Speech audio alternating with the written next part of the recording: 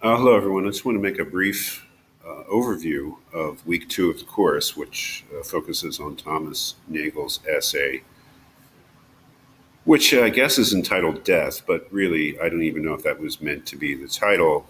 Um, if it is, it's a bad title because, if anything, the title should be Why Death is Bad.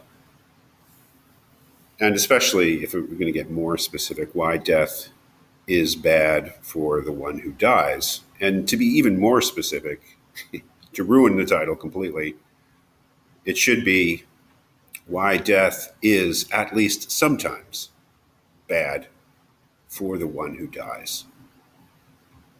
That is all that Nagel, I think, can be said to really be trying to prove through argument.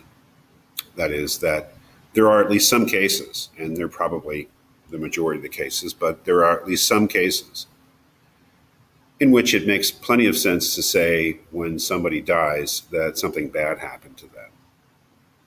I think Nagel would say that that is our natural common sense view.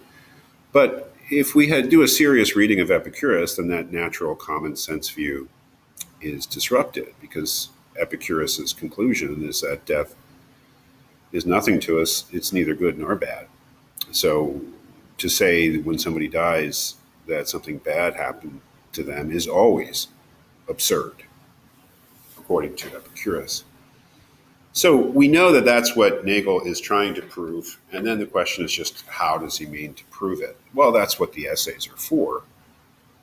But I would say that you've got to really do two things. First is the easier one, to see that Nagel means to argue that death is bad, not because it's bad to be dead, but death is bad because it deprives us of goods. That's the first major step. The second one is to see how he argues that even if we are unaware of that deprivation and are not made unhappy by that deprivation, it still can be said to be a bad thing for us, which is a big problem for Nagel. So in your reading of it, you're really looking for his argument for that. That is that something doesn't need to feel bad to make us unhappy, to cause suffering in any way in order for it to be a misfortune, an evil, or a bad for us.